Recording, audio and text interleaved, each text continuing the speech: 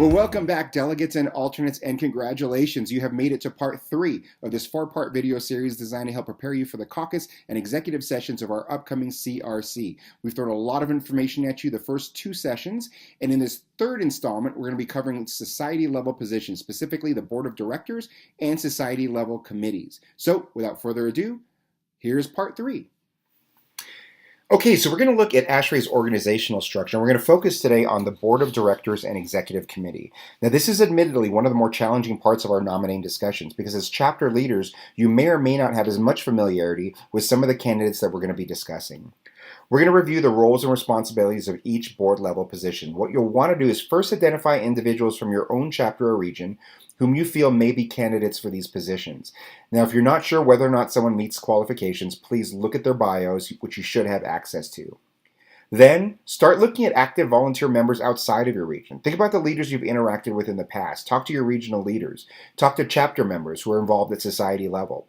Review the bios of current and past Board of Directors members. The Regional Nominating Committee can help get you access to these bios. Yes, there is a lot of information to process, but again, it may sound like a broken record, but it is your responsibility as a representative of your chapter to familiarize yourself with the process and the candidates.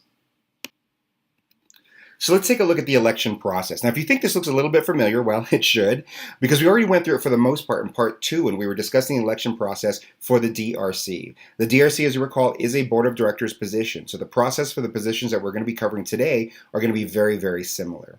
For the most part, the chapter's regional committee, the CRC, that's you guys, will make recommendations for president-elect, treasurer, 4 vice presidents, 3 directors at large, or DALs, and the DRC depending on the year. If you're wondering why we don't make recommendations for the office of ASHRAE president, well, that's because the individual selected as president-elect automatically becomes president the following society year, and we're going to cover this in more detail in a few minutes. ASHRAE staff will confirm the candidate's qualifications and willingness to serve. The list of nominees will then be forwarded to the Society Nominating Committee, the SNC, which, as we saw in Part 1, is comprised of members and alternates representing all 15 regions, board-elected members and alternates, a vice chair, and a chair. The Society Nominating Committee meets at the fall nominating meeting to review all of the bios. Very candid and in-depth discussions are had about each of the candidates, their experience, their level of participation in ASHRAE, and their leadership qualities. The members then go through an extended voting process to develop a shortlist, if you will, of proposed candidates. No final decisions are made at that fall meeting. Then, at the winter conference, the SNC meets again, and the process of reviewing the candidates is repeated until the final slate is developed. This slate then goes to the members for the election, and that election is held at the annual conference. Now, I recognize that this may seem a bit confusing, particularly for members who aren't as familiar with that process, and there can be a level of frustration when they see only one name on a ballot. They feel like they're being forced to approve candidates on a ballot that they had no say in developing. They feel disconnected from the process itself, which is why it's so important that you engage them. Reach out to all of your chapter members and make sure that they know that you will take their recommendations and concerns and present them at CRC. As the Regional Nominating Committee, it's our responsibility to listen to the voice of the chapters and make sure that your voices are heard at society level. Everything starts with the members. Okay, so let's look at the Executive Committee, or EXCOM. Here's the 2018-19 Executive Committee. Sheila Hayter is, of course, our 2018-19 Society President. As I mentioned earlier, Darrell Boyce, as President-elect, will automatically become President for Society year 2019-2020. Chuck Gullidge serves as ASHRAE Treasurer. Now, the Treasurer position does not automatically ascend to President-elect, though strong consideration is typically given, and we're going to get into more detail later. Jeff Littleton serves on the board as Secretary and Executive Vice President as ASHRAE's Chief Staff Officer. The Chief Staff Officer is appointed on an annual basis by the Board of Directors. This is a non-voting position. Then we have the 4 Vice Presidents. Vice Presidents serve 1-year terms, but are eligible to serve 2 terms total. Now, we're not going to go into detail into each of the positions, or this would be a very, very long video. But I do want to encourage you to review the roles, responsibilities, and qualifications, which can be found in Volume 4 of the Rules of the Board and the Nominating Committee Manual of Procedures Reference Manual. You'll find links to these documents below.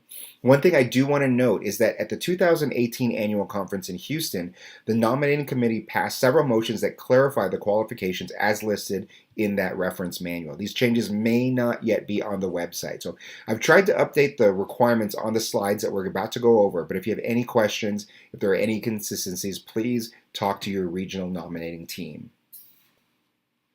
So, starting with President-elect. The President-elect automatically becomes the next society president. So it's important when evaluating candidates for this position, you keep in mind that you are essentially electing a future president. The President-elect serves as the assistant to the president and also serves as chair of Members' Council and the President-elect Advisory Committee, or PEAC, along with other council and committee responsibilities. This position does require extensive travel, approximately 60 to 80 days per year, which includes attendance at the two conferences, board meetings, XCOM meetings, Members' Council meetings, PEAC meetings, and 4 CRCs. In order to serve as President-elect, the candidate must have previously served as both a director and a vice president. We will be providing a list of past directors and vice presidents for your reference prior to CRC. Previous service as Society Treasurer is not a requirement, but the duties of President-elect and future President do require having a very strong background in financial matters and the finances of ASHRAE, which is one of the reasons why in the past the Treasurer has traditionally been elected to President-elect. Having said that, as the delegates and alternates, the decision of who you would like the region to support for any of these positions is entirely up to you. Again, the nominating committee is here to support you and to provide you with the information you need to make the right decisions. All right, so next up is Treasurer. The Treasurer serves on XCOM, the Board of Directors, the Finance Committee, and the Investment Committee. The Treasurer is responsible for society funds and the books of account. Approximately 35 to 40 days of travel is required, attending the two conferences, the board meeting, XCOM meetings, Finance and Investment Committee meetings, and 3 CRCs. In order to serve as Treasurer, a candidate must have previously served as a director and must meet the 5-year member, capital M member grade requirement. Ideally, this is a candidate who has previously served as a vice president with previous experience on the Finance Committee. All right, moving on to the vice president positions. There are 4 vice presidents that are eligible to serve 2 one-year terms. Typically, there are 2 vice presidents on their first year and 2 on their second year. So it has been common in the past to confirm first-year vice presidents for a second term and nominate 2 new vice presidents at every CRC. But again, that is your decision to make. The vice presidents are members of XCOM, the board of directors, and serve as chairs or vice chairs of one of the 3 society councils. Approximately 40 days of travel per year is expected, attending meetings shown here in addition to other meetings and assignments. As far as qualifications go, in order to serve as a vice president, the candidate must have previously served as a director and must meet the 5-year capital M member grade requirement.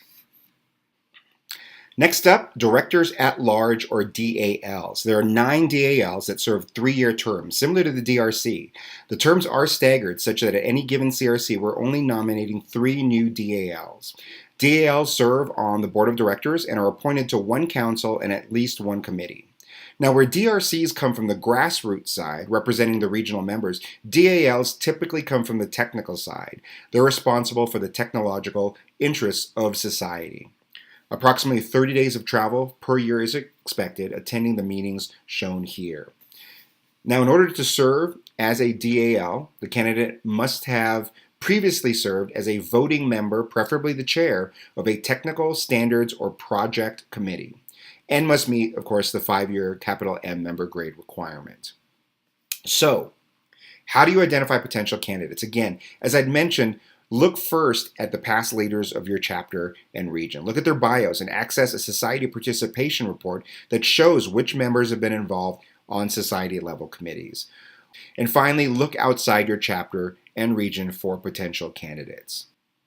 So that's all we have for the Board of Directors position. We're going to shift gears now and take a look at some of the ways your members can get involved at the society level with various committees. Now, we've seen this organizational chart before, but most of our focus has been on the board, the nominating committee, and members' council. But you can see there are a lot of other committees all run by volunteer members like yourselves. How do you get involved? How do your members get involved? Well, there are actually a number of different ways. A person can nominate a member or even directly self-nominate on ASHRAE's website at www.ashrae.org/communities/volunteer. There's a lot of great information on this website on the various volunteer opportunities and the minimum requirements for each position. We're not going to go over all of these right now, but again, everything is on the website. Another route for nominations is the CRC, which may carry more weight as it represents the recommendations of a region rather than just an individual. So here's a list of society committees where you can make recommendations to the president-elect. The tasks, responsibilities, and membership requirements vary significantly from committee to committee, so it's important that you review the descriptions found on the website. I encourage you to reach out to your chapter members. Talk to the members who've expressed interest in getting involved at society-level committees. Review this list with them, going through the committee tasks, minimum qualifications, and membership breakdown. You can usually find committee rosters online. Reach out to some of the current committee members and get a feel for what their needs are. You or your chapter members may be that missing link that they're looking for to help accomplish their goals. When you come to CRC, have your list of names ready to discuss with the rest of the caucus. We'll be taking some time going through each of these committees so that we can make sure that as a region, we put forth candidates who are prepared to start contributing immediately. All right, well, that's all we have for part 3 covering society level positions. In our 4th and final installment, we're going to be covering honors and awards. So thank you for watching and see you then.